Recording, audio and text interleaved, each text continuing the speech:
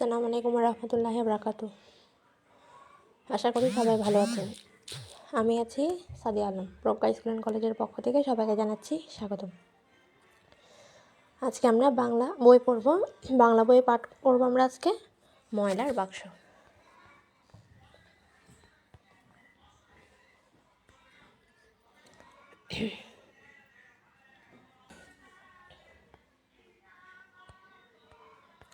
আজকে আমরা পাঠ করব ময়লার বাক্স, অর্থাৎ 6 পৃষ্ঠা।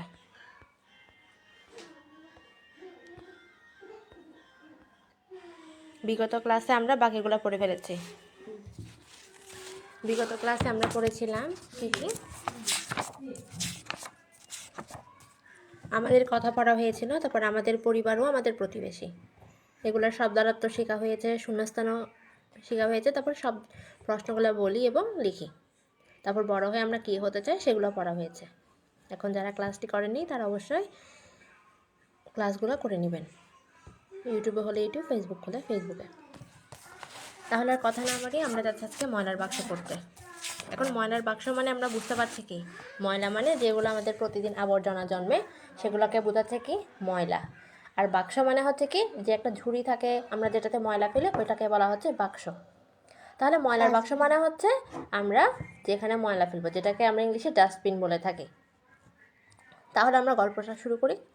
বুঝলে হারুন, এ আমার নাতনি বেড়াতে এসেছে। কে বলছে? যে হলুদ কালার জামা পরে আছে আমরা দেখতে পাচ্ছি, সে বলছে কাকে? দোকানদারকে। বলছে এ আমার নাতনি বেড়াতে এসেছে।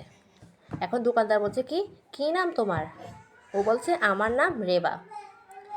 রেবা, তুমি কি আমার দোকান থেকে কিছু নিতে চাও? কিছু না চাচা, ধন্যবাদ। এখন আরেকজন এসেছে, আমাকে একটা কলা দিন তো। কলা নিয়েছে, গপ গপ গপ করে খেয়ে ফেলছে। কলার খোসায় কেউ আছাড় খেতে পারে। কলার খোসা কে কোথায় ফেলেছে? নিচে ফেলেছে। খাওয়ার পর নিচে ফেলে দিয়েছে। হারুন মামা, আমাকে এক প্যাকেট বিস্কুট দিন তো।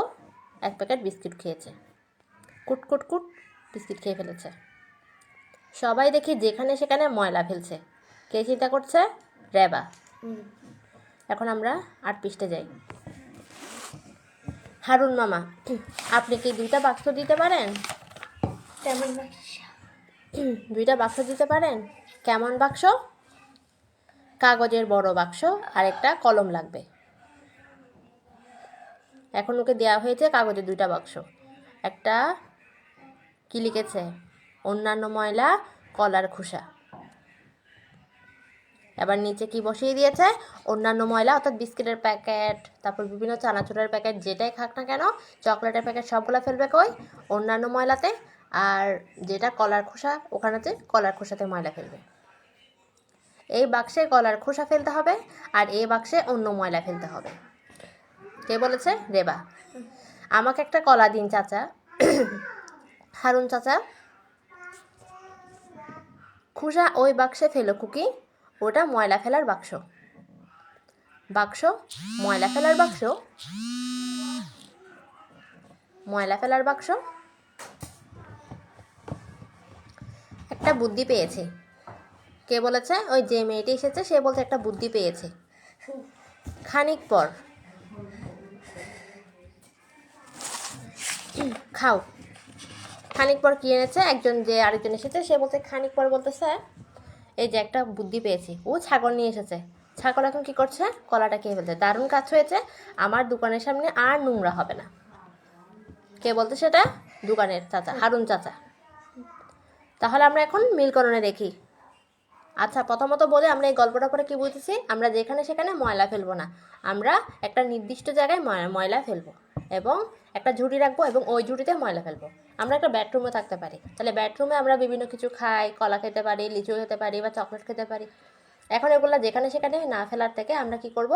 একটা ঝুড়ি রাখবো, ওই ঝুড়িতে রাখবো এবং সকালবেলা হলে ওই ঝুড়িটা নিয়ে আমরা যদি যেগুলো ছাগল বা গরু খেতে পারে সেগুলো ছাগল বা গরুকে দিয়ে আসবো, আর যেগুলো খাওয়া যাবে না সেগুলো আমরা এক জায়গায় জমিয়ে রাখবো।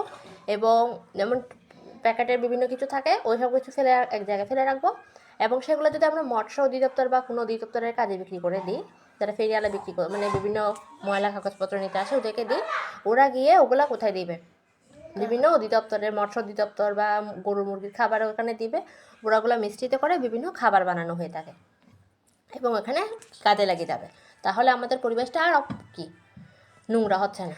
করি তো যেখানে সেখানে থুতো ফেলা না বানা রাস্তার এক পাশ দিয়ে হাঁটবো, বেঞ্চে বা টেবিলে আঁকবো না, পেন্সিল কাটার ময়লা ঝুড়িতে ফেলবো, ফল ধুয়ে খাবো। ঠিক আছে, তাহলে এখানে আমাদের খালি করে দিছে কেন? আমরা বাক্যগুলো লেখার জন্য। তো সবাই খাতায় আশা করে লিখে আনবো, খাতায় সুন্দর করে লিখে আনবো, ঠিক আছে? এতক্ষণ আমরা যেগুলো পড়লাম আশা করি বুঝতে পেরেছেন সবাই। এখন যারা ভর্তি হতে চান তারা অবশ্যই আমাদের ক্লাসের বৈশিষ্ট্যগুলো, মানে আমাদের প্রজ্ঞা স্কুল অ্যান্ড কলেজের বৈশিষ্ট্যগুলো দেখে নিতে পারবেন।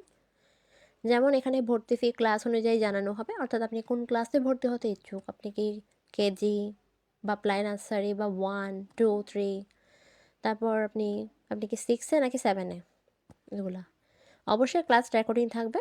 স্কুল এবং কলেজের পড়াশোনার কাজে সাহায্য করানো হবে।